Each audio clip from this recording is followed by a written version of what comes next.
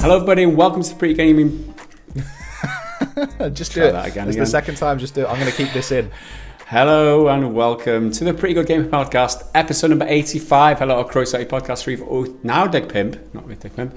My name is Mr. Gareth Evans. Joining me today is Mr. Henry Winging It Cooper. Winging it, and I told you, I'm keeping that era in. We are now the Pretty Gaming Podcast because we're so pretty. Oh my god, the Pretty Gaming Podcast, where we talk about, I don't know, flowers and butterflies. Let's go play Animal Crossing together. Welcome to my island.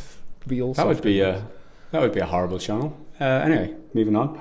Well, someone would like it, and that someone wouldn't be me. Probably get more subscribers than we're getting. Right. Before we start today's podcast, a bit of a news update. For those of you who do like other podcasts, we are changing things slightly.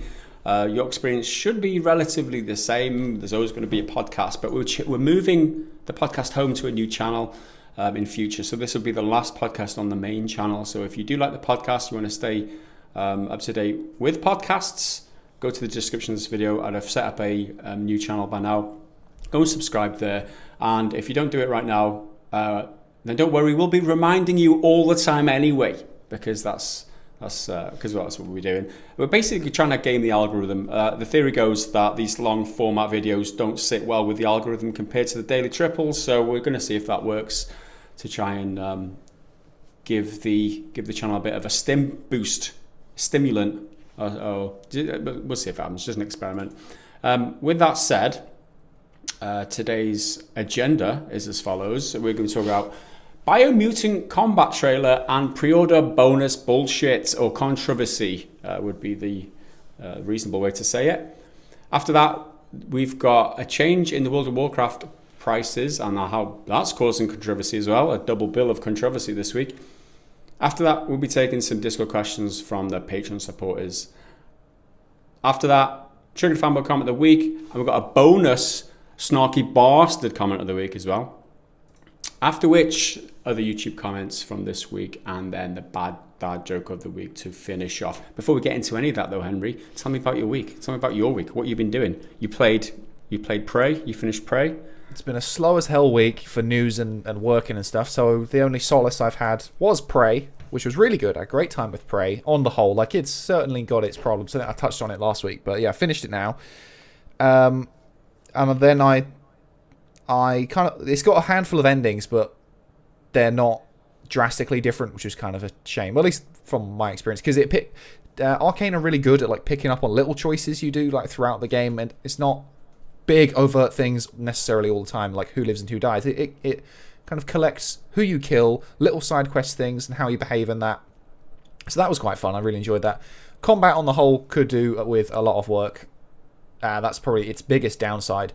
But overall, I really, really enjoyed it. It's Arcane. I really like them. And it's making me more excited for Deathloop, which is out next month, I think. No, in May, rather. I think it's May 21st, something like that. And there's a few different newsy things about that. People talking about the story and how it works, because it's obviously, it's set in a time loop. There's not that many big story things you can do. It's like they're focused on one feature and then just perfected the hell out of that. Ideally, I mean, obviously I haven't played it. Hopefully that's actually what they've managed to do. So I'm really excited about that. But beyond Prey, I also finally got round to buying Red Dead Redemption 2 for PC, and I was going to say I caved, but I didn't really, because I've been intending to do it for ages. Like, I've been wanting to, and then for about 4 different times on 4 different stores, I've had it this item on your wish list is up for sale or something, and pretty much every time it was the same sort of price. And I finished Prey and I was like, fuck it, why not? So I bought it on Steam, and my god, those controls still suck, but it's really pretty. It's very, very, very pretty, and oh my god, I forgot how long that intro takes. Trudging through the snow. Oh my god, that was long. Yeah, trudging through the snow like it's never gonna fucking end. Oh. I'm like, can I just get to fucking Valentine so I can do the open world stuff, please? But yeah, I like Red Dead. It's got so many little annoying problems, but it looks pretty, and I'm trying to make it or play it like an immersive sim. There's a couple of mods I haven't installed yet, but I've got my eyes on. Like one which basically adds the need to drink, sleep, monitor your temperature and stuff properly, because they're sort of in there. Like, oh, if you don't eat, you'll lose weight, but it makes zero difference. And if you're not wearing the right jacket, you'll get cold. Again, it makes like zero difference. But there's one, I can't even remember what it's called, but it makes those things actually important. You have to worry about them, and that's the sort of thing I really enjoyed when I was playing The Long Dark, which I still haven't finished because it got to a point where it really pissed me off. Basically, I've got to wait. In order to progress, I've got to wait for the aurora, the northern lights, to appear, but that happens completely at random. So I've just got to wait until it happens.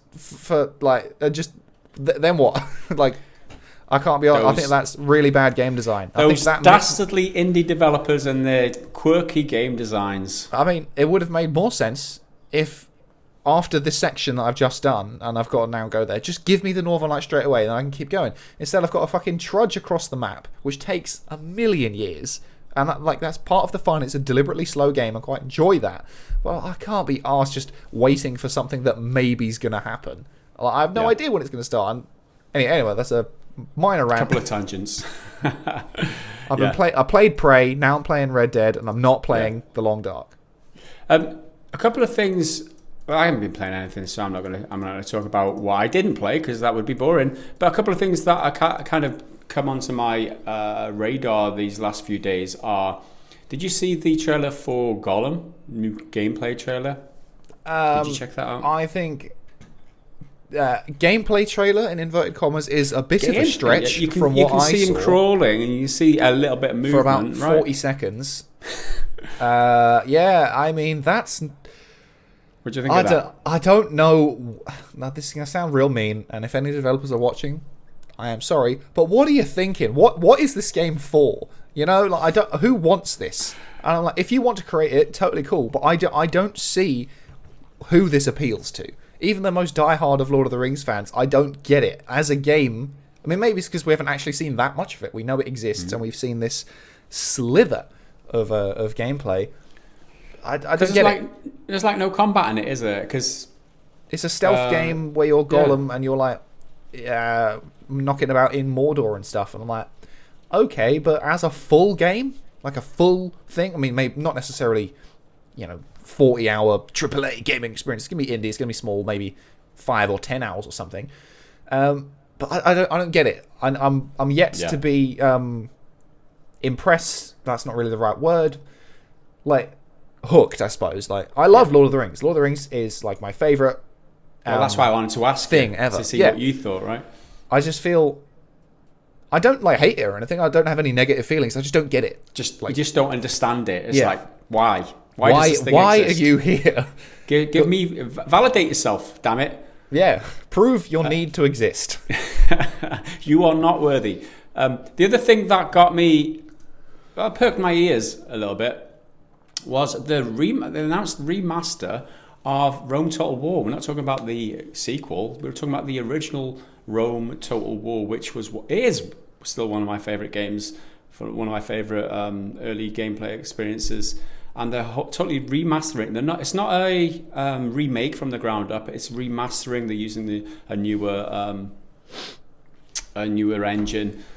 So question marks over how different it's going to be, but I'm definitely interested in that. There was only there's no gameplay or anything. It's just screenshots for now, and that was announced overnight at the time of recording. So that's definitely on my. That's the most excited I've been about a news article for a while. But then the other thing that caught my eye, and this is a decent transition, is Biomutant. Now another trailer, it was like 1 minute and 8 seconds long. This is a combat trailer. And the game comes out in 2 months' time, almost exactly 25th of May, and the trailer coincided with the launching of pre-orders, so you can pre-order the game right now. We'll get onto that towards the end of the discussion, however. Like I said, things to be said.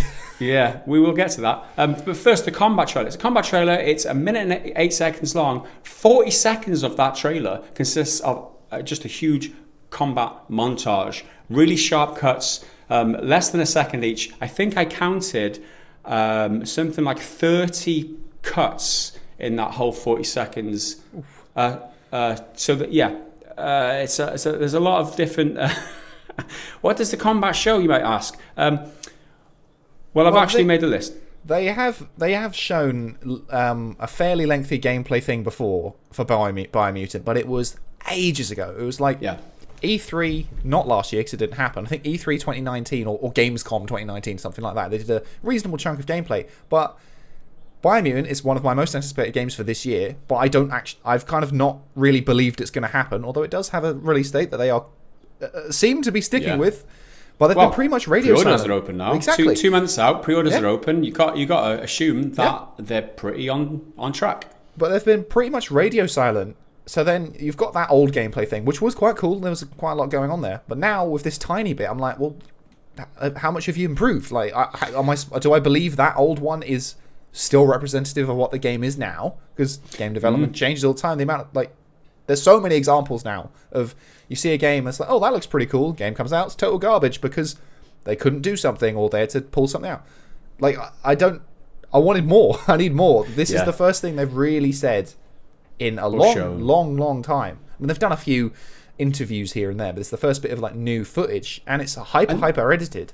And the problem is that it's so highly compressed. You can't really extract too much unless you comb through it with the fine-tooth comb, which is exactly what I did for your benefit. I got through about halfway through the montage before I gave up. But I'm going to list some of the things that I noticed, right? The first cut, it introduces a move which is like a bouncing bubble or like a space hopper where you're attached to a bunch of enemies and then the bubble explodes and then you do a spinny, shooty attack. And it's in an environment surrounded, you're on like a pier and it's surrounded by some cyan water. So, lots of enemies, lots of action, colourful environments. Second scene, another spinning gun attack above a rhino-looking mutant creature in a nighttime Nevada desert type environment. So a lot of contrast there between those two environments already. Third, a swishing attack with a melee weapon with electric damage on a bright green grassy knoll. Some more imagery there. The fourth cut, firing an automatic weapon at a large barrel-chested bear-like creature holding an exploding barrel above its head with a golden R2-D2 in the foreground. I mean, how much variance do you need? It sounds like this game's got everything. R2-D2's There's a lot of stuff going on. And that's within the first 2 seconds, I'm pretty sure. Right, fifth cut, you've got a move a bit like Devil May Cry or Bayonetta style. You're slashing an enemy multiple times in midair while floating inexplicably. Work that one out. Number 6 is bouncing off a pink mushroom up onto a roof containing 3 enemies in a jungle environment. So quite a lot to unpack there. 7th cut, some kind of speedboat on a piss-coloured river firing a mounted MG on an enemy boat which ends up exploding, which is fun. The 8th cut includes a large 4-legged enemy badger/mole hybrid creature in a shocking pink foggy environment with neon pink/purple puddles. The 9th cut is a Wild West train tracks environment where an underground giant rock punches your enemy. So you've got to assume that's one of your moves that you can do while you levitate and slash the enemy again. 10th cut, you're in a mech suit doing a flame melee attack with a follow-up sliding tackle in the muddy ruins of a town. The 11th cut, you do a slow-motion ground stomping attack on an giant evil-looking spiky pink rabbit teddy. Unpack that if you want. The 12th cut, is a column-wielding ogre who telepathically draws a giant rock out of the ground and punches it in your direction. The 13th cut is an X-ray katana slice. So you slice this enemy and you can see his bones, all very graphic and nice. 14th cut, you jump and do a spinning dual-wielding neon pink attack. Who doesn't want to do that? The 5th cut is another underground giant rock punch. And at this point, we're 24 seconds into the montage. There's still almost half it to go. The next cut got repetitive at night. Another underground giant rock punch. So I didn't bother going any further. You get the gist, right? I can't be asked doing the rest, let's be honest. It's getting boring now already. I'm impressed you made it that far. But the point of it is, there's a great array of different interesting enemies that they show off.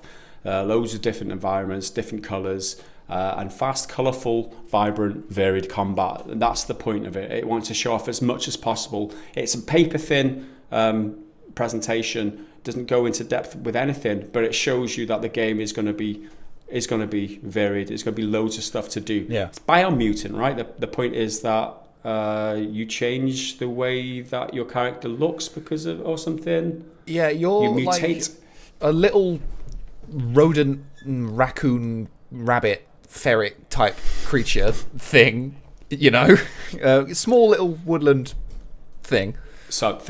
Yeah, I mean, I don't know what else to call it. And then when you create them, and you can change the way they look and the colors and stuff, but also you mutate them by, like, if you put loads of stuff into strength, loads of ability points into strength, your guy will be really big and jacked, but then there'll be a trade-off where you don't have points to put in other things that you might need, versus where if you put a load of points into intelligence, you'll have a massive head because of that great big brain of yours. And then I think throughout the world you can find new ways to like upgrade your character, and all of your weapons are sort of like garbage. They're like stuff you find. I think that I saw a clip, you can use a toothbrush as a weapon and turn that into like a sword type melee thing. But then there's also loads of guns, because it's very, very Devil May Cry inspired with the crossover of swords and guns. I mean, they've just, in the trailer was, we're going to throw as many random, cool as hell, brightly coloured, highly energetic scenes at you, and hope that one of them, at least one of them will land. You'll be like, oh, that bit looks cool. Or, oh, I like that one. I like the mech suit. That's pretty fun. I watched an interview recently. I think it was Angry Joe interviewed the lead developer. I can't remember what his name is. And he said about the rule of cool, which is something they kind of wanted to avoid, because otherwise they end up with... the quote was something like, dinosaurs riding sharks with laser beams and rocket launchers. And I'm like, yeah, that's a lot of buzzwords for like a kid's like action figure set, like a Action Man type adventure, or a G.I. Joe if you're an American fool. Action Man is far superior. But it looks cool. That it does look cool. There's all these interesting ideas, but I mean, I want something more, because it's opening pre-orders. That's what this is for. It's not advertising the game. Excited. It's advertising pre-ordering the game, really. It's not meant to do that much, but I want more, because we've seen so little for such a long time. Yeah, and they're kind of creeping out a little bit more. I just need something more substantial. Yeah, I guess this trailer fits what it was designed to do, which was get people buzzed about the game enough to want or at least to think about pre-ordering. I think with 2 months left to go, there'll be plenty of time for them to generate more content, because obviously this isn't going to be the last we hear before launch. They're going to show us more, and they'll probably show us hopefully more in depth to do with the characters, the systems in the game, how the combat works. And the type of experience that you're having while you play the game. That's what we want to see as gamers. We all this colourful array of variants is essentially what this trailer is. It doesn't really let me decide whether. I mean, it looks awesome. Don't get me wrong, it looks good. However, there was a lot of controversy surrounding what happened at the end of the trailer. Yeah, for the whole last 10 seconds, the trailer ends with the words "special pre-order class, mercenary," and it shows a picture of this katana wielding creature. Let's just call them creatures. God damn it! I don't know what the bloody hell it is. I'm guessing with these words. So it's like, I don't know, what a pre-order bonus mercenary. Let's have a look at this closer. So I went to the Biomutant website, and it explains the situation as follows. The mercenary offers a unique combination of perks and is playable from the start through this DLC only. The mercenary has dual wield as a starting ability and is geared up with classic katana and the shorter wakizashi blades to entertain it in real world terms. In real world terms. Simply put, it'll let you experience the world of Biomutant as classic samurai-looking warrior from the very beginning. A lot of questions there. So you get this unique bit of content as a pre-order. That's what does that mean? It's DLC only. It says. Can we only get this as a pre-order? Obviously, they were anticipating a bit of confusion because I mean, that's they what these deliberately things do. make it confusing. They make it confusing to suggest that it's absolutely the only way to get it. I have to pre-order it, otherwise I won't get it. But then that pisses some people off, and they'll be like, "Oh, well, no, that's wrong. Like, we can't be having that." So then there actually is a bit of an explanation, but you've got to go looking for it. So they can be like, "Oh no, see, it's not that bad. Here's the explanation. We just didn't actually tell you it. You have to go dig through an FAQ to find it." Exactly.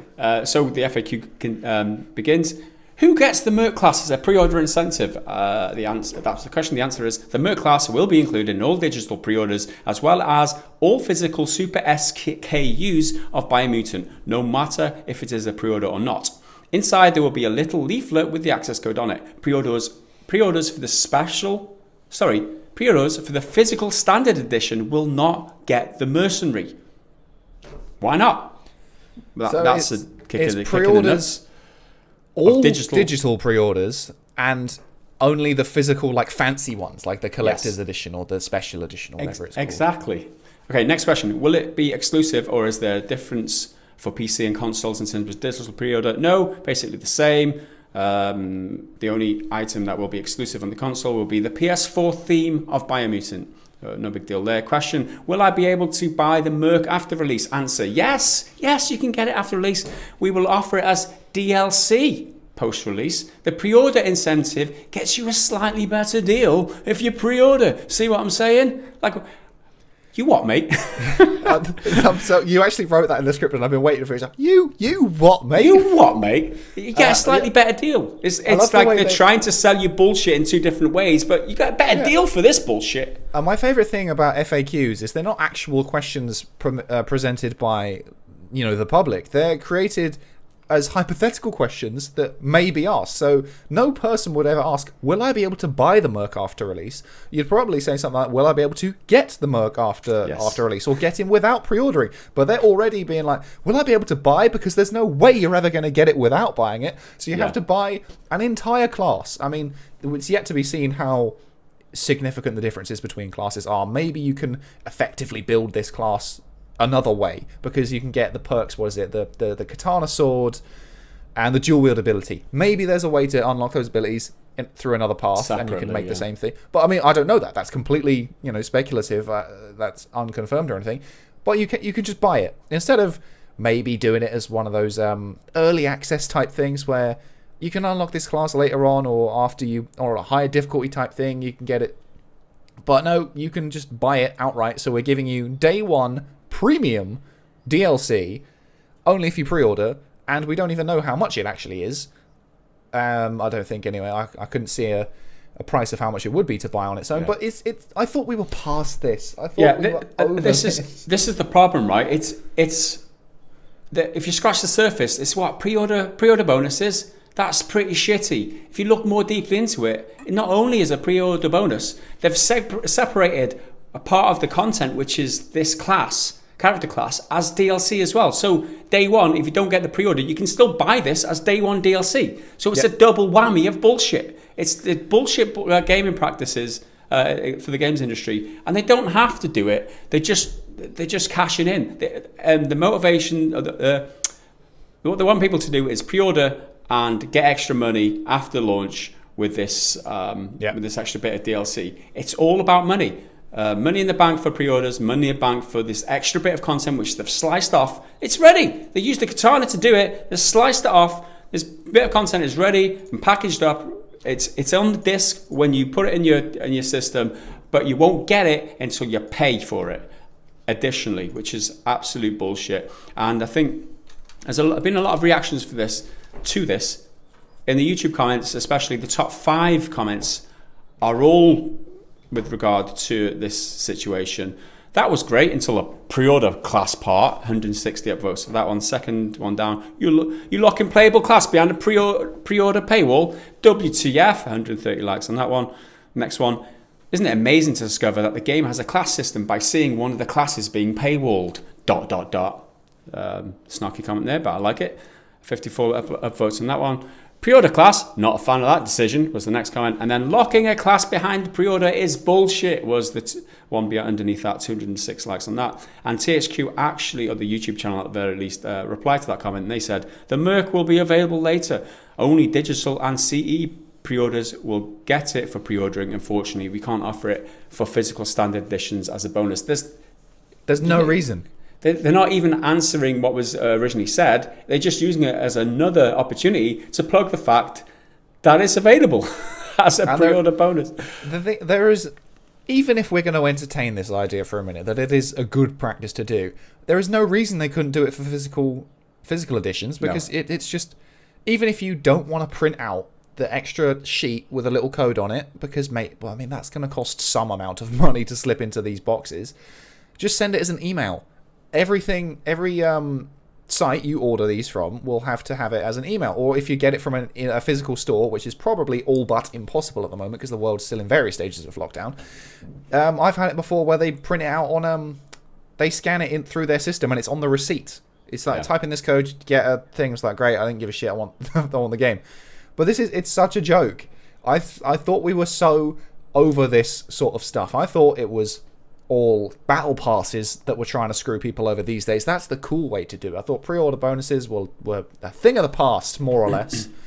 But I think it's important to point out that this is obviously, as it always is, this is definitely a publisher-side decision. This is THQ Nordic's work, not the developer, which is Experiment 101, and as an extra thing, the developer, there's only like 20 people, which is part of the reason they've been so quiet, is because they've been working on the game, because it is a big open world. I don't think we mentioned that at the start. It's a big open world thing. I think they said it's like 8 kilometers.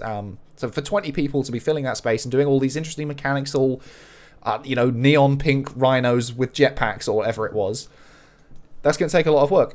Yes. So I think the devs are all they're fine, and obviously they've had to sign off on this, but it's THQ, they're the publisher, they get the final say with this sort of stuff, and it's bollocks.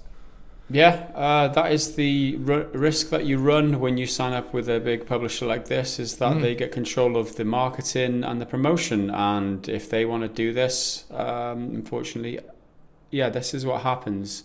It's bullshit. It shouldn't be done anymore. We should always stand up for it and rally against it, which hopefully we are contributing towards.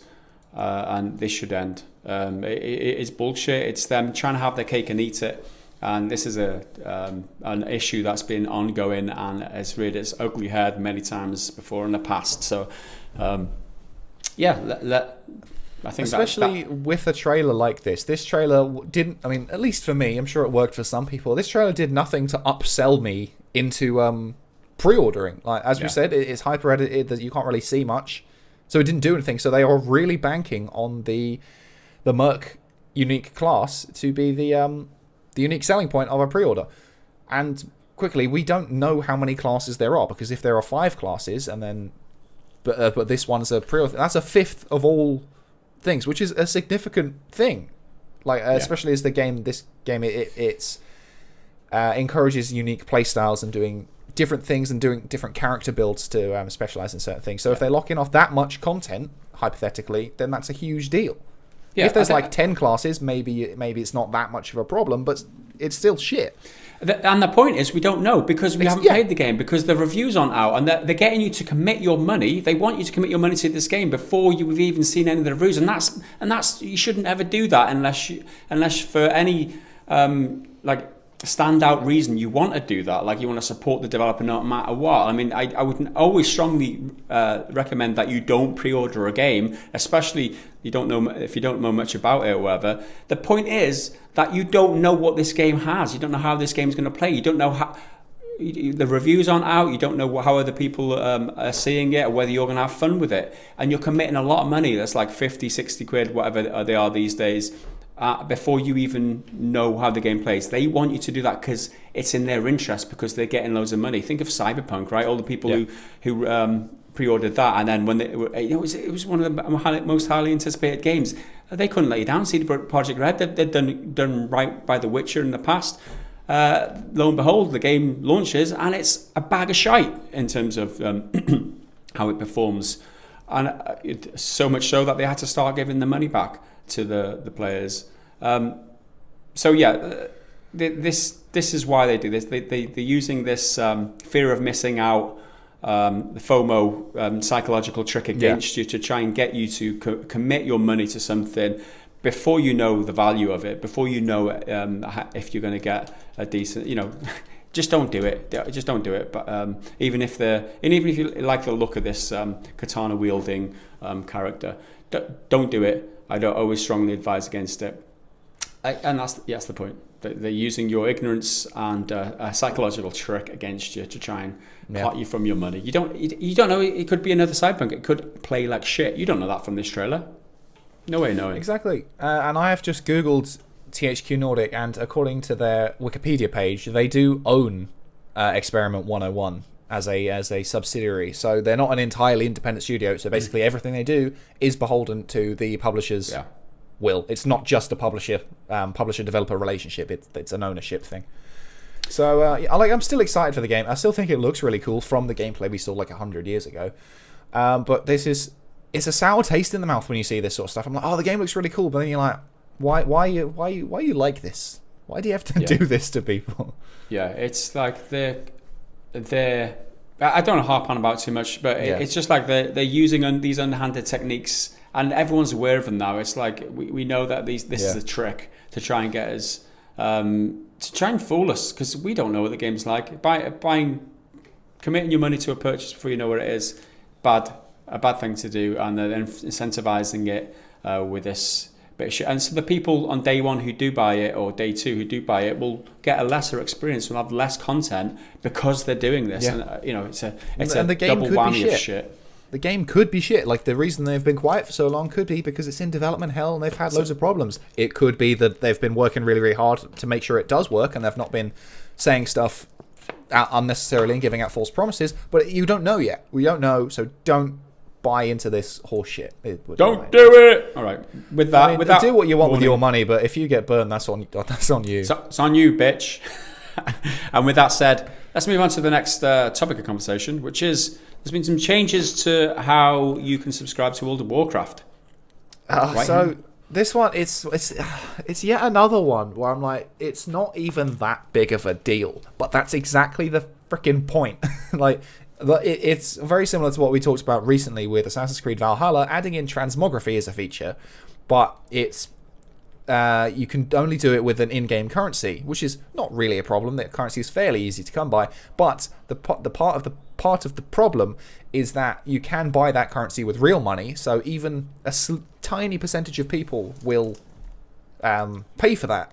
So then they're using it as an extra way to make money for no reason. Like, there's no gain for the player, if that makes sense. Anyway, so World of Warcraft runs on a subscription model pretty much like every other MMO. That was the main reason I never went near World of Warcraft when it was popping off when I was younger, because I was like, I don't want to pay for a subscription model, and it's quite expensive. Like, I looked it up afterwards. You can get it in 6-month increments. You can't buy it for a year, which seems really bizarre to me. Maybe that's just the norm, but I think that's weird. But for 6 months, you have to pay £52.14 each time. So for a year, it's £100. Like, I'm not paying £100 to play a game. Like, I don't care what the fucking game is. I'm not doing that. But anyway, that's just my personal beef. People pay it. People love it. World of Warcraft, everyone knows it's huge. Anyway, so the change technically isn't to the subscription system. It's to what they call game time, which is essentially like a one-off, single-use payment. As opposed to buying a subscription that recurs and rebuilds every so often. You can just buy, all right, I want to pay for 30 days at a time, pay that, play the 30 days, and then I'll go and move on to something else. Maybe there's a new event or a new raid you want to tackle with your friends. You dip in and out type thing. That's the idea.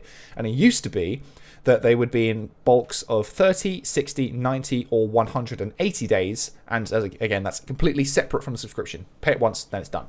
But now Blizzard has changed it for literally no fucking reason. So that you can now only buy 60 days of game time, and that costs you $30. And obviously that translates to various different currencies.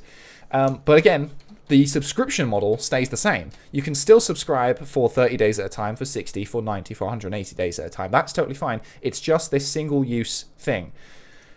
So clearly, this is an effort to upsell the subscription system, because that's a cheaper way to play, because if you're paying for 60 days at a time, $30 each time, that's going to rack up quite a lot. Whereas if you buy the 6-month subscription for £52.14, which is, I think, about $65, maybe $70, something like that. Yeah.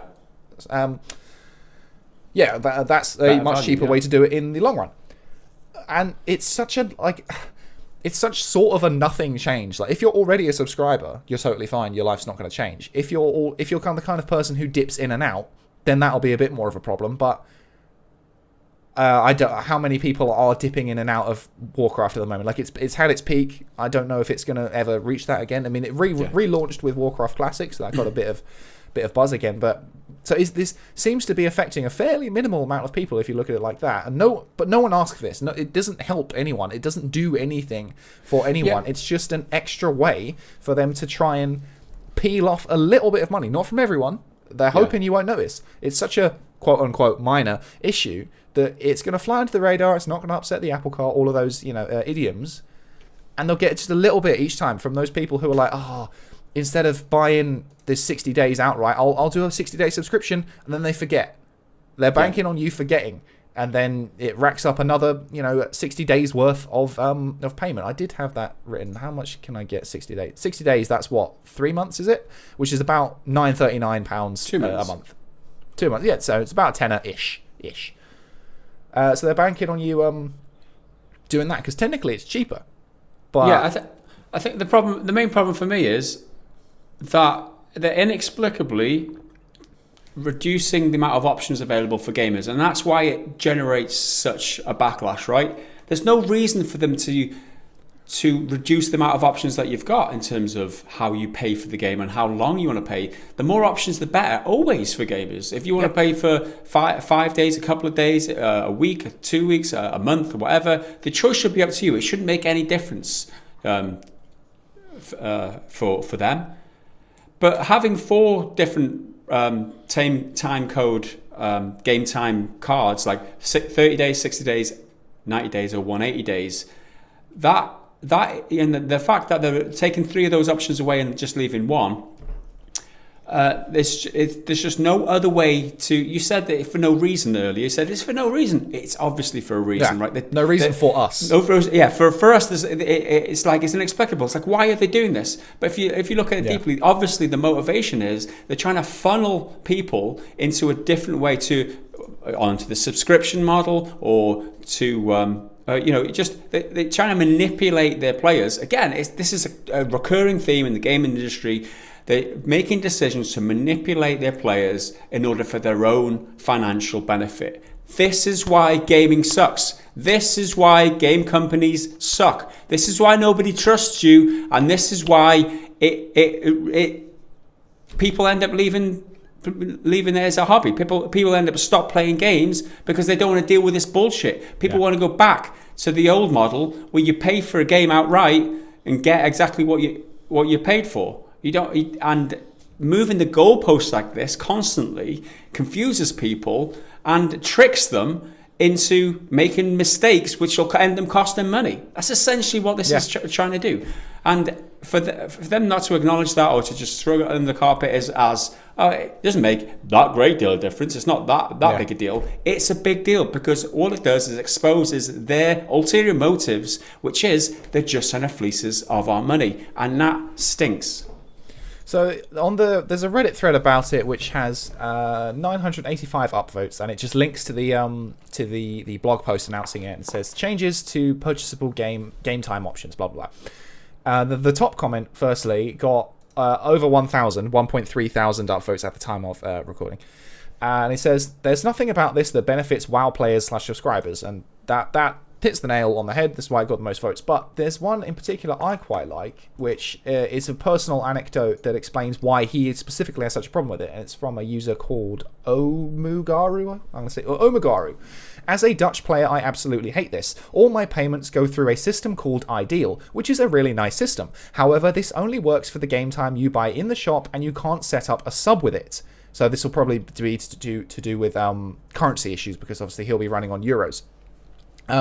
So I just bought 180 days of game time, which costed me 65.94 euros. Now I have to purchase 60-day increments at 25.99 euros for the same 180 days. I now have to pay 77.97 euros. That's a freaking 18.5% price hike for no good reason at all. And that got 216 upvotes at the time of recording. But to quickly cap it off, someone replied with exactly the reason. We all know the reason why. Droxter says, no good reason. Bobby Kotick needs a new yacht. That's exactly why. After, didn't we cover it like last week, maybe the week before, that they laid off a bunch of staff while he was being investigated for overdue bonus payouts or something, because he's a snivelly little greedy bastard. That'd be the bottom line, is that they want to try and get more money off their loyal fan base, and that's just exploitative, it's underhand, and it's not worthy of your loyalty. So, if you are a World of Warcraft player, maybe consider don't be a World of Warcraft supporter in future, because you're supporting this kind of business model which is screwing you in the arse, and you're happy about doing it. I mean, Blizzard got to where they were. That's how I feel. Blizzard got to where they were by being like a good company that made good fantasy games in the Warcraft strategy games like Warcraft 1, 2, and 3. Then they did World of Warcraft, which obviously elevated them to whole new heights. But these days, they're an unrecognizable company. So if you just looked at them now in isolation, you'd be like, how the hell do you have this many fans? How do you have, BlizzCon, that is such a popular event year after year with loads and loads of fans going all the time, all this huge extra outside of gameplay, outside of gaming movement, there's cosplayers, there's the movie, World of Warcraft movie that came out a couple of years ago and was supposedly really shit, but I mean, I haven't seen it, I don't know. How did this company that behaving like this in 2021 on the 26th of March, did they get this kind of following? And clearly they're just not the same company they once were, certainly not in fans' eyes for the most part. There's every single time they do anything, it gets backlash, because most of the time it's utter bollocks, and they're just screwing people over for no reason. Again, this benefits no player at all, but it benefits the executives and the people at the top, even by a smidge, just the tiniest bit. Again, it's not going to be a huge money-making thing. It's not like premium loot boxes or premium skins or that sort of battle pass stuff, which gets you lots and lots of money. This will get them a little bit, and that little bit from their thousands and thousands, potentially millions of players, will be enough for it to have been worthwhile. I think the bitterness for here comes from the fact that generally Blizzard make good games. In my experience, they're well thought out. The mechanics are generally solid, and they're really fun and engaging and enjoyable to play. That means developers know what they're doing, right? All that indicates is that the developers, there's a good caliber there, and they're generally well skilled, and they're they good think craftsmen. a lot about great caliber of developers. However, again, it's that shitty layer on top. It's the people at the top of the tree making business decisions like this that tarnish the whole company. And this is, again, another recurring theme in the industry. Well, it's the same issue as before, isn't it? It's the ones who are making the financial decisions screwing the players in order to buy that yacht, to drive that Ferrari or whatever they want to do. And it's again, there's only so much energy I've got for this cyber bullshit, so I'm going to stop it. We rant about it all the time, and we've had a double bill of why bullshit. Are the fucking executives ruining what should be a good gameplay experience or a good developer, but So it is. So with that said, let's move on. Next up is the Discord community section. I forgot to actually collate the signups for this week, so apologies for that. I'll do that next week. I'll do 2 weeks worth.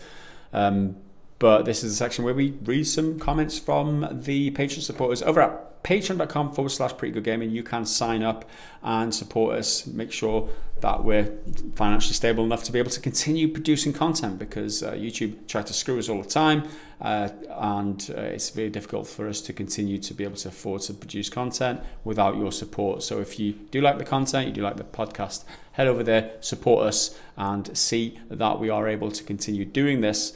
in future. As a reward, you get early access to the podcast as well as access to the Patreon-only section on the Discord, and you get to ask us questions on the podcast. So let's read some questions from our faithful supporters right now. First up, Durlock.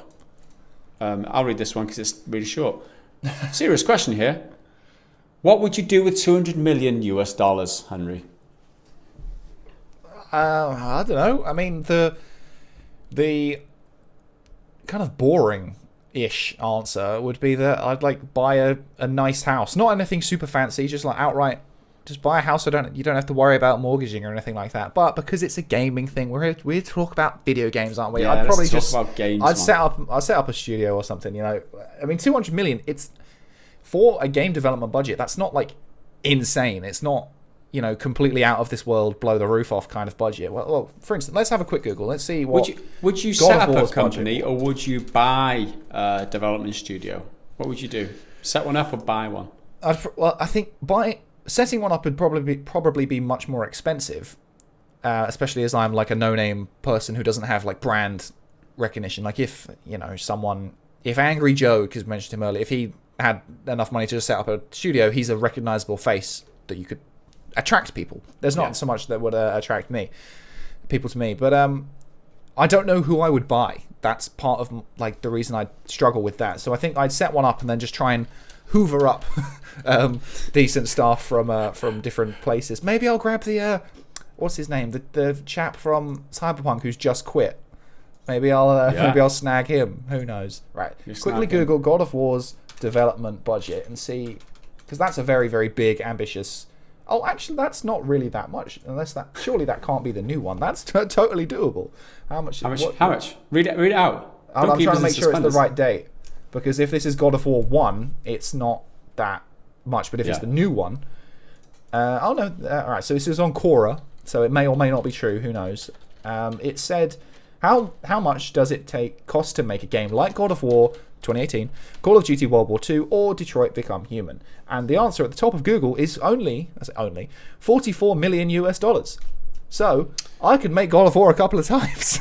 There you go. Assuming that's accurate, but I find that hard to believe. Astonishing, yeah. I've just Googled Horizon Zero Dawn development cost, €45 million. So it's that ballpark. It's the marketing and promotion and all that costs that come on top of that Sony kind of take care of. There we go. We've got like most of the budget still to go to spend on promoting it and doing exclusive deals with companies that no one likes. Yeah, that's a good option. By buying up some developers, a la Microsoft, who just want to buy everyone at the moment. Tried to buy Discord recently. That was the rumor, which I almost covered in the triple, but I just couldn't be asked. I was like, there's nothing else here other than maybe they're going to do it.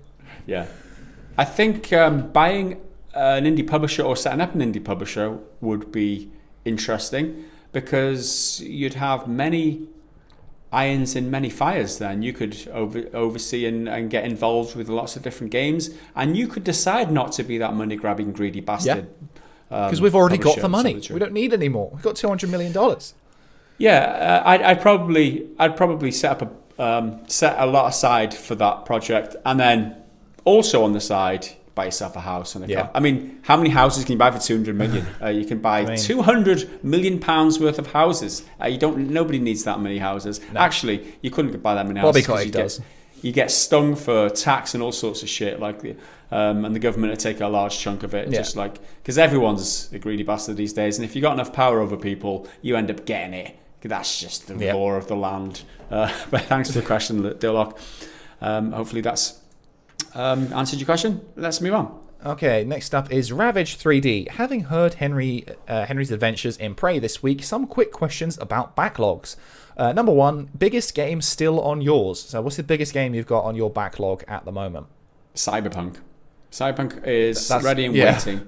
1.2 comes, I'm going to jump in and see what happens. Another one on my backlog is Disco Elysium. I've been waiting for that for a while. The fact that they're voice acting 100% of the dialogue in the new version, which is coming very soon, I'm super excited for, because I've never been a big fan of reading a lot in games, and the fact that I can sit there and listen to apparently well voice acted excuse me. Yeah, I read they did it all in-house rather than outsourcing, so that they could keep a lot of control and make sure it's as good as they can make it. Yeah. So those are my 2 backlog games right now.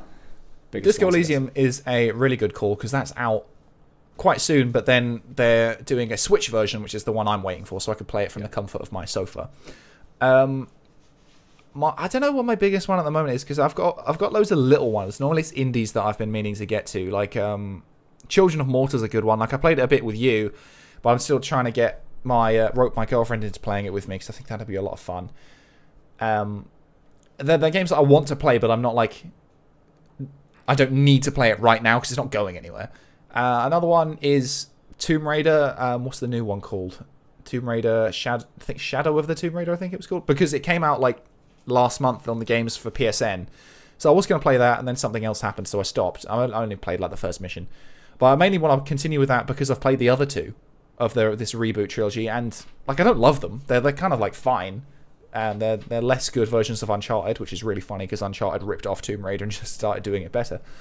But I can't really think of any other big ones at the moment. Cyberpunk is neither here nor there. I even took the step of uninstalling it the other day because I was like, this ain't happening anytime soon. I'll come back. Like I'll download you again. It'll all be fine. Hopefully, one day in a year's time when they actually finish it. I don't have any major ones at the moment. Not that I can think of anyway. I probably do. So, anyway, the second question was, any older games you think not enough people have played? I'm currently going through the 3 Dishonored games, as I own all 3 but never played the first, and it's just had an FPS boost on Xbox Series X. Many thanks, Neil. So, any kind of hidden gem type games that you think people have missed out on? Prey is the one. I mean, I'm seeing loads of people talking about it on Twitter and whatnot since it's just come to Game Pass, and I am very much one of those people. That was a game on my backlog, then it came to Game Pass and I picked it up. I do own it already. I bought it on Xbox ages ago for like a $5 or something. I never got around to playing it, and now I'm on Team Prey of telling everyone to play Prey. I think my number 1 game that more people should play would go to Vampire. It's an independent mid-tier production with limited scope, and it fuses like interesting RPG mechanics with semi-open world. It is a reasonably sized open world. It's not huge, but it gives you genuinely interesting decisions to make, and it questions, of ethics, morality, what you should, how you should treat the people around you, how that's going to impact on yourself, and there's a balance to be balanced in that game. So I do like that, because from an interesting gameplay and what they've tried to do from that point of view, it wasn't the best game. It was the best 7 out of 10 game I've ever played, and I definitely think people should experience it if they're interested in RPG games with open world kind of elements to it, and a relatively decent story to it too. I just like that game. I think that's a solid shout. Vampire was really cool. I still don't know how you say it. Vampire, because they're cool and they spell it with a Y instead of an I. Yeah. So Vampire. Okay, thanks for the questions, Neil. On to the next question, Raspberry. Hey guys. So, given the chance of the untimely events that the channel temporarily goes under, and since Gaz already hired Henry for his good looks, how much do you think you could make pimping out Mr. Henry, leg length fingers, Cooper, as an escort? I don't think what are you worth, Henry? I don't think I'd get much because my fingers aren't actually leg length. They're sort of normal. I've got old lady hands. They're not very big or strong. Well, they're long and thin and just wear gloves. Fingers. Put some gloves on so people don't see your old lady hands. I mean, it's not that sexy, is it? Especially around the neck. Yeah, I need to trim it up. I mean, if anyone out there has a beard, no one wants to be a neck beard. Well, if you trim up the neck, it makes everything look so much better. I was supposed to do it this morning or yesterday, I can't remember. And my girlfriend's parents are coming up to visit this evening as they're passing through on their way to Scotland. So I should really have put the effort smarted myself. I'm not fucking going to do it. I can't be arsed. The one time a week you're on camera. The one time a week you're on camera and you couldn't even be arsed. I think you lot appreciate that I just don't give that much of a shit. A rough and ready Henry. I never put any effort into how I look. At most, I will put some like hair products in my hair just to get it out of my face. That's the main reason at the moment. It's not for vanity. It's not for style. Although clearly I am a very well dressed man. Currently I'm wearing a Joker t-shirt and pajama bottoms. What you're saying is it's just effortless good looks, right? Just no effort at all. It takes no effort to look this good, baby. There you go.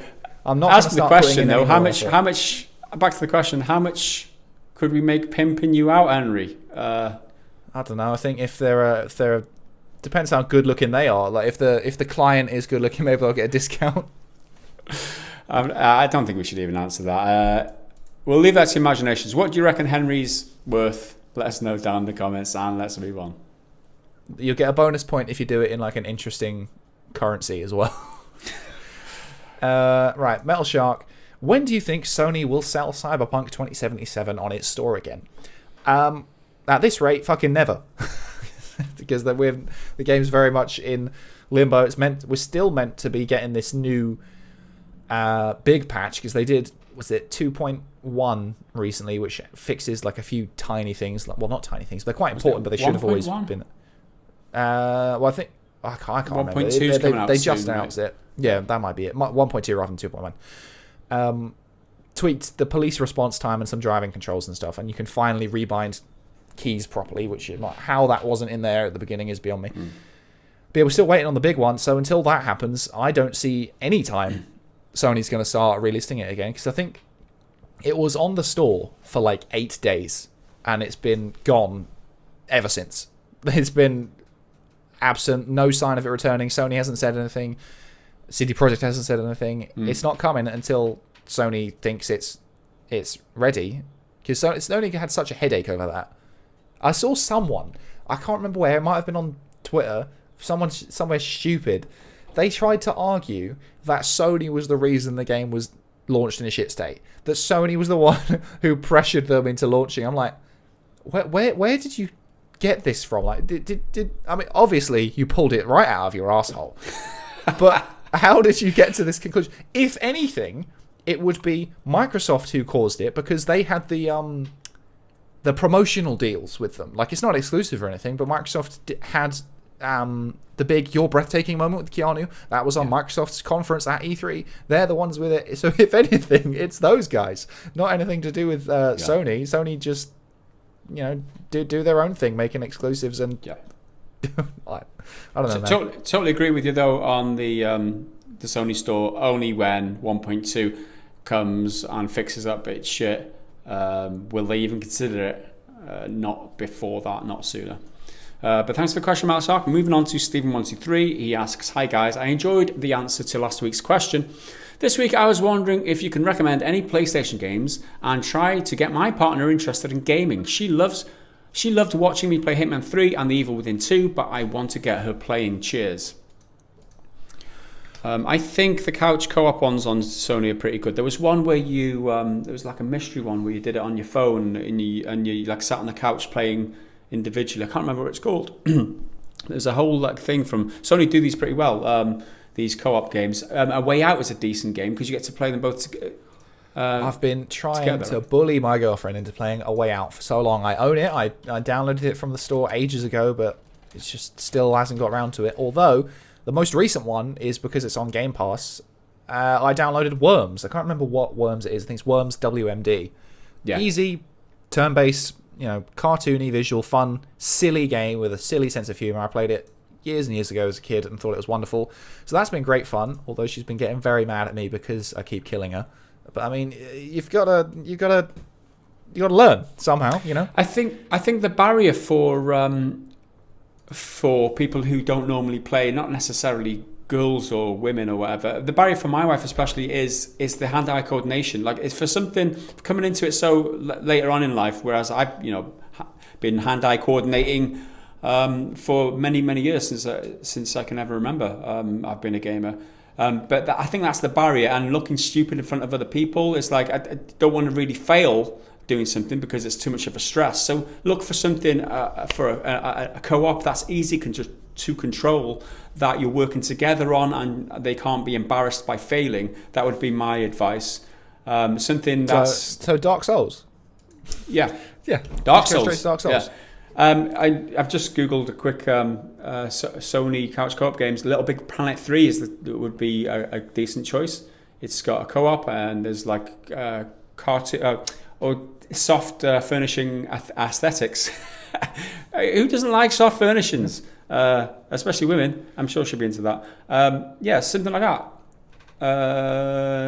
I played Gears 3 in particular with my girlfriend quite a lot, kind of on and off, and she got quite competent, like pretty good. She could hold her own very well, and I think Gears is a good one for a third-person shooter, which can be quite challenging for newcomers to get their head around, of controlling the camera and movement independently and juggling various different things like ammo and everything. But Gears is still very simple in its mechanics as a third-person shooter. You're not doing any complex stuff. It's just roll, shoot, cover, reload, rinse, repeat, basically. So that was pretty good.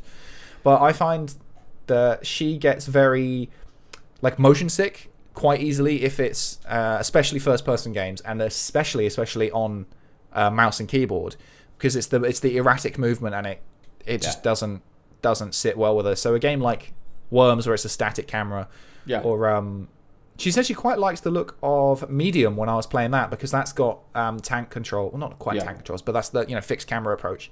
So I think those sorts of things are a easier way in rather than something as hectic as a free camera. I think Worms might be a bit of a stress to get a hold, to get a grip on the controls when you're under a time pressure of like 30 seconds. That's true. Well, you can change it. You can set it up to like a whole minute of you can set it up. Like games like Overcooked, I wouldn't maybe recommend, because there's a lot of stress, and you'll end up arguing over that game if you play that together. So don't something more like a Lego game. So there's plenty of options in terms of Lego. Just pick one that she likes. It's easy enough starter for somebody who wants to get into gaming, because there's the mechanics are pretty simple. You've got to smash things and collect the little Lego pieces. Maybe put something together. Maybe build a bridge over here. Maybe use a special power. It's very, very easy to jump into if you're a newbie player, which is why it's great for families. So that would be I'm Lego Star Wars, the new one, the Skywalker Saga, which is bringing all the Skywalker films, but also it's rebuilding it as like a totally different style of Lego game. That is one of my most anticipated games at the moment. It looked, well, from the trailer we saw ages ago, it looks really fun. It was meant to come out like last November, I think, last December, and now it's just set for early 2021, and we are rapidly approaching mid 2021 really. It's going to skip that window. But yeah, I think the Lego games are an excellent choice. I spent ages playing one of the Lego Marvel games with my girlfriend, which is great because it's simple. And there's always like a good character that they can find who they like. She ended up really, really liking Iron Man because he can fly and he can shoot lasers and stuff. So Lego games are a great call. And my very last recommendation would be games in the style of the Don't Nod games, like Life is Strange, or the more recent ones that they've been doing. Let's have a look at Tell Me Why was one. Jump into that. That was a Twin Mirror, Captain Spirit. They actually did Vampire as well. The Telltale games. The Telltale type games where there's no time pressure. It's based on a story, and people who don't play games are used to stories. They're used to watching TVs and movies and that, so they can relate to it in that way. And you just end up exploring areas and trying to work out the puzzles or whatever, and it's more a relaxed experience. So nothing too high octane, nothing full throttle, nothing with a time constraint, and nothing competitive. Yeah, I mean, competitive is fun until they start losing, or worse, until they start winning. When they start winning, it's a very dangerous scene. Yeah, if they beat you, the shame. Okay, thanks for the question, Stephen. Now. Yeah, thanks for that one. That was a good one. Earthworm Ben is next, and I don't know if it's my turn, but I'll take it anyway. Sony will be closing its store for PS3, Vita, and PSP soon. This means you won't have access to the product you bought anymore unless you install every game. How do you feel about this towards the consumer? Should they get a PS4/5 version, and how would you compare it to GOG, where you can essentially burn games you buy onto a disc do a disc or to a hard drive, as opposed to rely on keeping the game installed? yes, essentially. I think that is the biggest problem with digital media, and why I will always be a proponent, where I can anyway, of physical media instead, because digital media, you don't own the game, you own a license to it. That's the stipulation in the T's and C's that you agree to. It's for this exact reason, so they can decide later down the line that it's not making enough money for them, and they can pull the plug on the servers so they don't have to keep incurring expenses. And things, in some ways, you can't really fault Sony for wanting to kill those things, because they don't make any money. That it's burning money at this point. They don't do anything. But if you bought a game, especially because games are expensive, that you pay full price 40, 50 quid for a game, and it's just poof gone. You got nothing. And you're never going to get a refund. I'm not saying that, but you should have a way to still be able to access them. Maybe this is where things like cloud storage could maybe answer that question, but that's not really kind of there yet. Especially if you've got dozens of games on PS3 or Vita or PSP. But yeah, I like what you suggest with GOG, where you can turn them from a digital product into a physical thing. Just stick it on a disc. I think that's it's not a perfect solution. There's probably a lot more complicated behind the scenes stuff that you'd have to deal with. But it gives you an option, solution. Right? Yeah. It gives you an option of keeping an upgrade alive. to a PS4 version or a PS5 version. I think PS5 might be a stretch in terms of going all the way from PS3 to PS5, because there's different,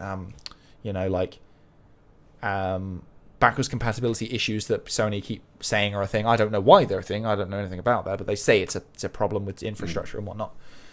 But yeah, I think it's bullshit that if you bought a game, you're just beholden to their service, but ultimately there's not really anything else you can do, and it's part of the buy-in. Yeah, that's it. You accept those conditions upon purchase, and there's nothing you can do about it. You've got no leg to stand on.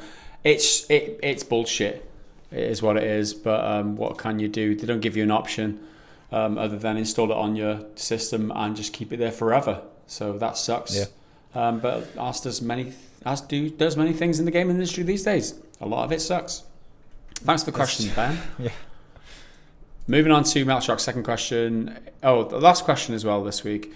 If you both happened upon a copy of Total War Rome Remastered, would Henry feel brave enough to take on Gaz in multiplayer?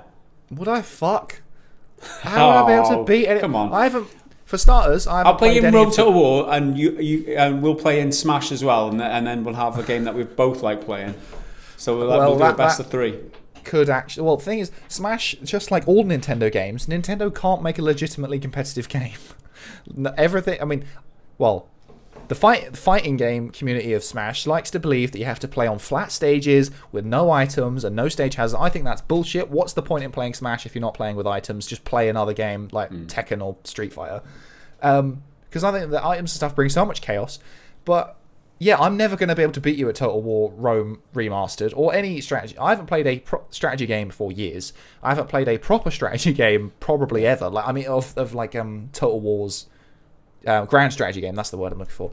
I haven't ever played any of those, and I do want to. So maybe I will pick up Total War Rome Remastered when it does come out, so I can wet my feet a little bit. It's definitely somewhere to get started with the grand strategy type games, because it's very simple in terms of the units. You've got spears, you've got footmen with shields, and you've got horses, and it's like rock, paper, scissors. You've got to put your spears into the horses, stop the horses getting around the back. You put the horses into the footmen, and you put the footmen into the spears with the shields. It's rock, paper, scissors. And Rome Total War made it really simple and really easy, not too complicated, not too many different unit types. And it was, obviously, there's a very, different, the Roman legionaries and the ones that do the javelins, I can't remember what they're called, hoplites or whatever. Really, no, they're the Greek ones. I'm getting completely confused. But it's really, it is really good place to start with that type of thing. So play it, Henry, and then we'll have a little game, and I'll show you how to really play it. No, I definitely I would recommend trying it. It's not gonna happen. I would. To answer your question bluntly, would Henry feel brave enough to take on Gaz? No.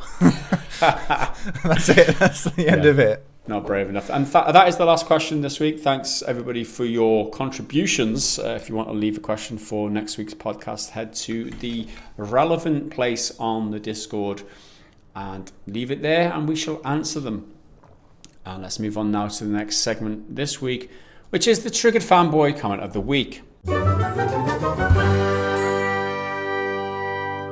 Okay, this week's Triggered Fanboy comment is submitted by Oof My Soul, and it was on last week's podcast where we were discussing Dying Light 2 updates, where the devs did a read mean tweets type of video, and they were discussing the update of the game, and they were saying how we're going to update you in course. So the update was, we're going to update you in course, right? So in response to our comments on that video, Oof My Soul says, I kind of feel like you're trying to make it sound bad by saying it didn't do anything for me. I'm going to say right at the start, the dev update was them not joking around, but actually them acknowledging the community is a little pissed, and you saying the 20 seconds of gameplay did nothing for you, then you clearly don't know what you're talking about. Then, because there was so much detail in there and gave the community so much stuff to get excited about, and if you didn't understand that, and you probably don't by going and saying it plays like the first game, made me want to climb through my computer and slap the living bullshit out of you. So I'm going to say that before you start judging stuff, maybe know about it. That's literally common sense. There's only two sentences there. The second one consists of 4 words. The first one was the whole bulk of text. So, let's try and unpack this bullshit. He's saying... this is really fucking... there's a point in here that is a good point. Like, of maybe just like hold off on judgment. And I don't necessarily agree with that, because I don't think we overzealously did anything. But it is... But he's basically saying don't talk about it if you don't know about it, based on his personal interpretation of it. Like, nothing he says is a fact. It's not like we saying incorrect information or saying things we don't actually know. We're saying that the gameplay stuff didn't do anything for us, which I don't think is an inherently bad thing either. That's your personal, prejudices, projections or whatever. And then you saying the 20 seconds of gameplay did nothing for you, then you clearly don't know what you're talking about then, because there was so much detail in there. I fundamentally disagree, though. Like... that's not... You're not right in saying there was so much detail in there. There wasn't, in my opinion. There wasn't. So that's a disagreement. So we do know what we're talking about here. I don't like... Yeah, and the reason why we should be excited, because he says here, there's so much detail in there and gave the community so much stuff to get excited about. The reason we should be excited is because the community is excited. And because you're excited? Should our opinion we're in the be... community. I've been there since the first one. I've been keeping up to date with all of the updates and shit. But I'm not excited by that. The implication that our opinions should be swayed by other people's opinion is bullshit. Like, if we've got an opinion about a thing, but you can't say, well, these other people are excited about it, you should be excited because they're excited. No, that's not how opinions work. Like, I formulate my own opinion based on information in front of me. I don't look at how the community is reacting and think, oh, if they like it, I have to like it then, right? That's bullshit, man. That's just sheep-like mentality. The whole point of a statement like it didn't do anything for me is the for me part, which means it's an implicit understanding that other people will enjoy this. Other people will get something about it and get excited about stuff that we clearly don't understand because it's in the community and the community loves it. Yeah, community. That's the whole point of a statement like that. Saying it didn't... It's better than saying... It's a clearer way of saying, rather than I didn't like it, that was rubbish. That was it was bad, because I don't think it was bad. It just didn't give me what I wanted. It didn't give me anything that I would get excited about. Clearly, it got other people excited, including you. Oof, my soul. Oof, my soul. Oof, this is a bad opinion.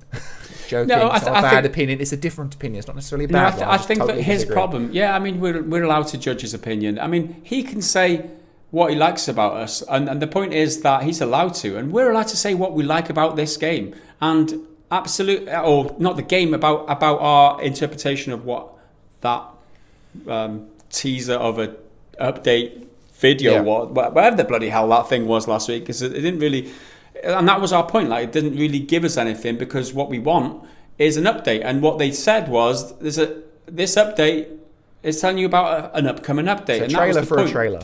Yeah, it's like a trailer for a trailer. It doesn't give you the main meal. It gives you the smell of like a meal to upcome. Yeah, And obviously this is hyperbole and it's exaggeration for the sake of comedy, but we didn't threaten physical violence on anyone. No, maybe we probably did. I feel like I threatened to hurt people quite a lot. Yeah, you've definitely done that in the past. I've probably done that at some point. But slap the living bullshit out of you. Slap the living bullshit out of you. But then this line is my favourite because I'm going to say that. So I'm going to say that before you start judging stuff, maybe know about it. That's literally what you're doing, pal. You're judging it based on what you know, which is very little, just as much as us. No one knows anything because they're in development hell, or maybe not, depending on what the fucking Twitter says. I don't know. You know as much as we do, and you're judging it positively. We're judging it fairly neutrally, but I'll give you a negative lean because it didn't do anything, which is more negative than positive. But you don't know anything else, so you're judging it too. You're judging it saying there was so much to get excited about. That's a overtly positive action, which I totally disagree with. I think the crux of this is that he's letting his emotions and his connection with the previous game or the developer get in the way of all rationale, and he's attacking us as a result, which makes and validates him as this week's triggered fanboy comment of the week. Perfect. Well, I do have one more point to tack on because he says, saying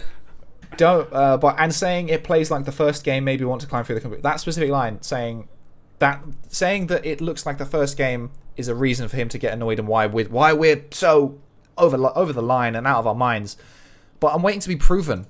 Like, based on what we've seen, mechanically, it's you're fighting zombies, many of which get stronger at night.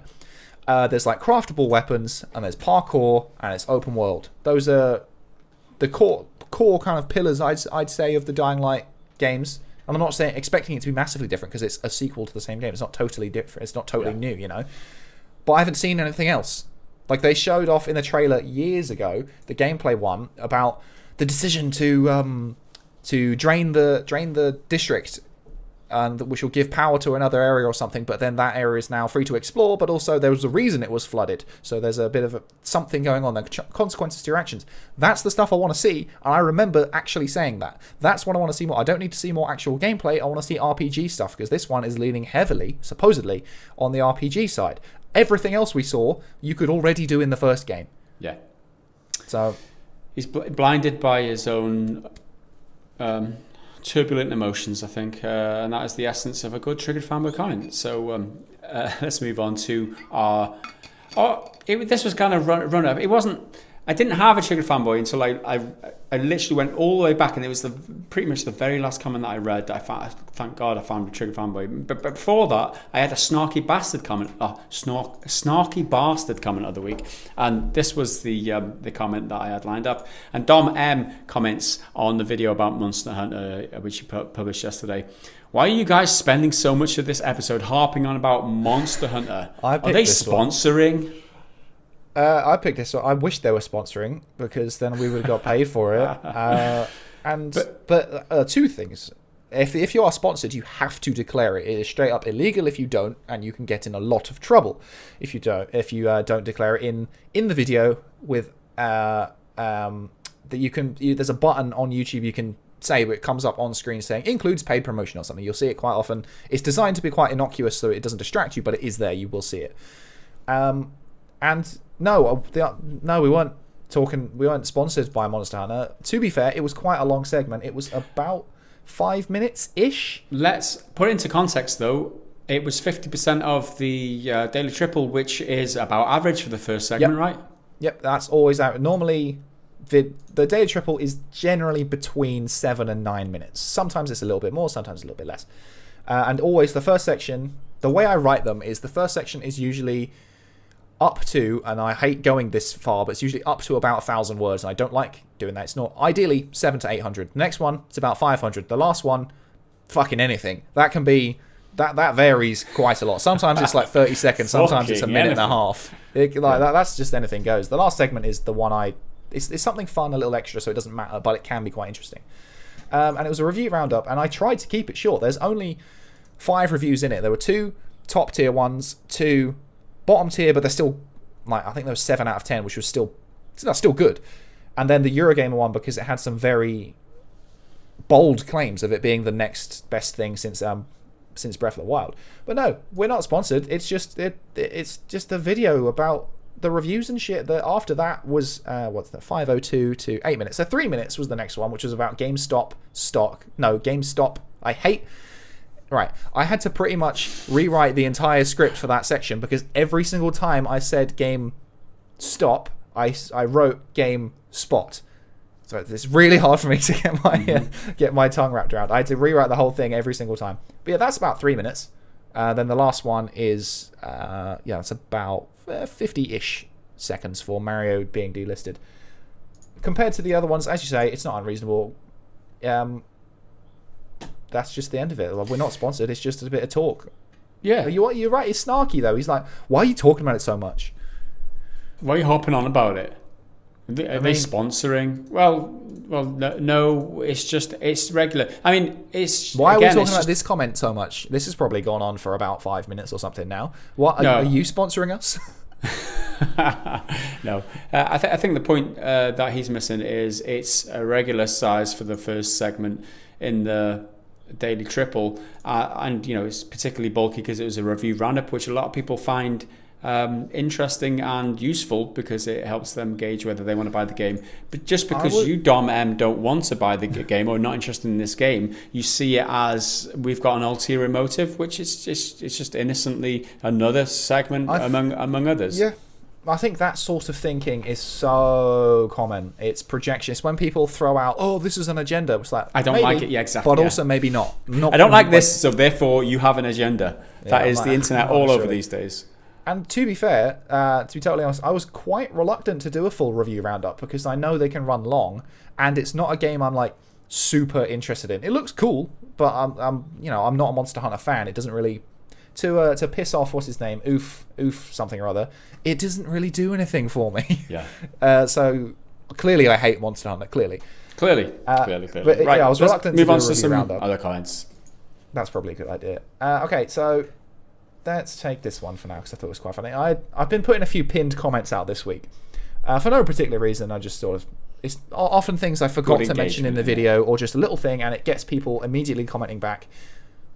Most of the time I won't reply because I can't be asked, and I often see people will comment any old shit on that pinned thing because the idea is that I'm more likely to see it because it's my pinned comment. Doesn't mean I'm actually going to reply. So sometimes I will, sometimes I won't. It's just...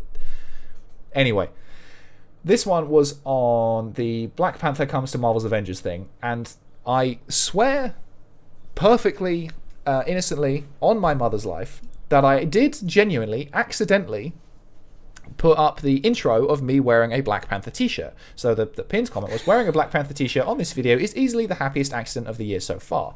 And I can prove it because if you look at the videos sequentially, they go in an order of which intro I use, because that's the order they're in on my computer. Right. It's you rotate them, right? You've got 3 intros and you rotate them on each day. I've got 4. So right. Shit, it's not on this computer. It's on my on the Mac. It's like, I think it's grey hoodie, Pokemon t-shirt, Black Panther t-shirt, Last of Us hoodie. And so Brilliant. You will also see that Monday's video, I think it's Monday. Is it Monday or was it Tuesday? I think I skipped Monday.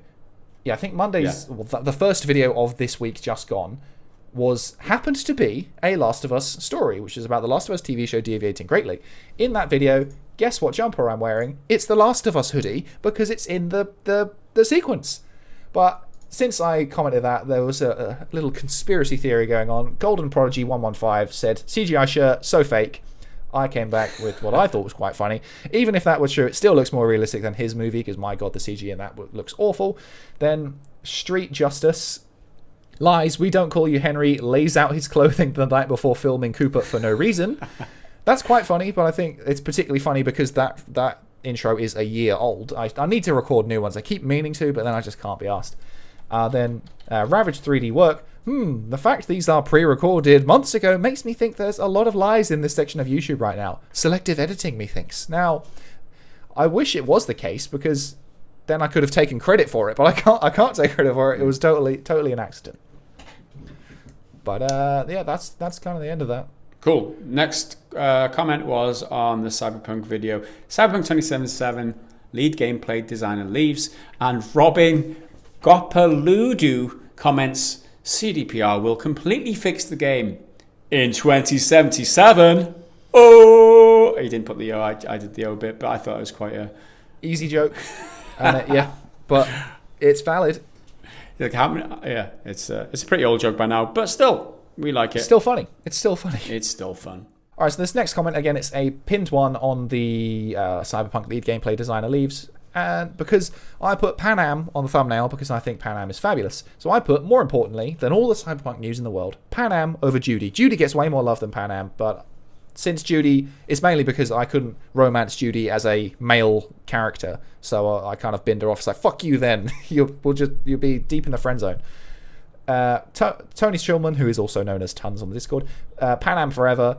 This guy, Faiz Mohammed says Blue Moon over Pan Am over Judy, and I haven't even met Blue Moon in my playthrough yet, but I'm pretty sure he's a man. He's a big, hulking guy. So I mean, fair enough. Then the incorrect opinion from Michael Herbertson: Judy is number one waifu. You lie. Get the fuck out of here. Pan Am's where it's at. This one was a really good one.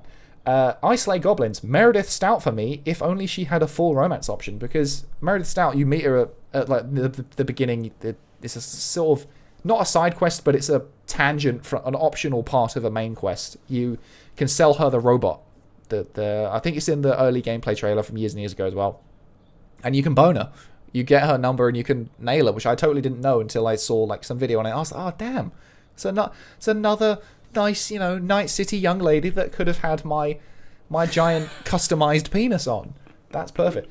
Anyway, there are a few more comments, but then there's this one, which is again an example of a comment like I touched on, where it's not about anything I'm currently talking about. It's just something to kind of get my attention. Hard mode. Wait, if you're acknowledging the game is for adults, then why do you care about the rating? Like, who are they selling it to then? Old people? I don't get your point, bro. And that's about Disco Elysium being banned in Australia because Australia are mental. That's kind of the end of it. They've outright banned it. So I quickly commented back. The main reason I'm calling this one out is to clarify to anyone who doesn't get it, because I thought I made it clear, but evidently someone missed it. It's a game made for adults that adults aren't even allowed to play because it's banned. It's not being given an adult-only rating. It is outright banned. They're literally not selling it to anyone. Then he comes back. LMAO, what kind of rating is that? Adults should be able to buy whatever game there is. I didn't even imagine such a stupid rating would even exist, to be honest. Yes, now you're on board. That's the point. If it's for adults, then why can't they play it? Yeah, that's why it's stupid. Anyway, sorry, that was rather a long way to get to that point, but that was good. I don't really give that much of a shit.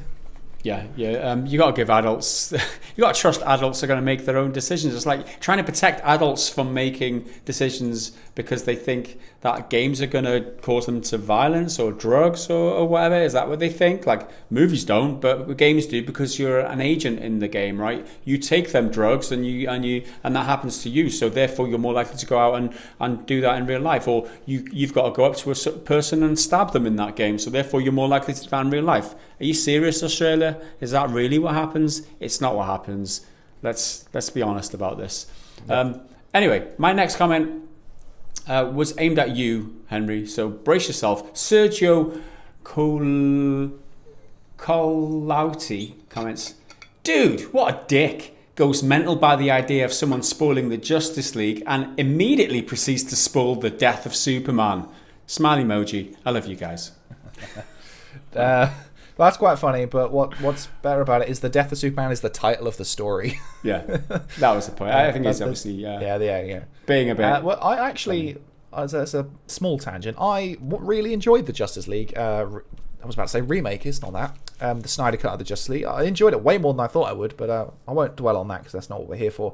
So I got one last one, and it's exactly the kind of fucking comment I knew I'd get, and exactly the way I knew I would get it.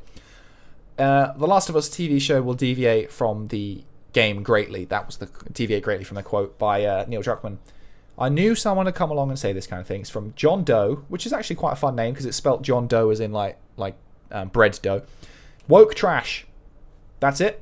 Woke trash. Full stop. A few more comments back of two people bickering about stuff, but he doesn't engage. It's just he comes on, sees The Last of Us, woke trash, fucks right off again.